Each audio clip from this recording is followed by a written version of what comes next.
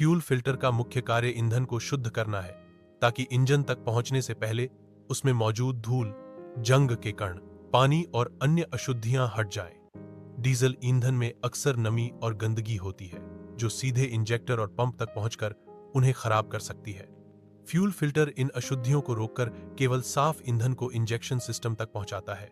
इससे इंजेक्टर की लाइफ बढ़ती है, दहन बेहतर होता है और इंजन की कार्यक्षमता बनी रहती है। आधुनिक इंजनों में वाटर सेपरेटर युक्त फ्यूल फिल्टर भी लगाए जाते हैं जो पानी अलग करके और अधिक सुरक्षा प्रदान करते हैं। कृपया चैनल को सब्सक्राइब करें।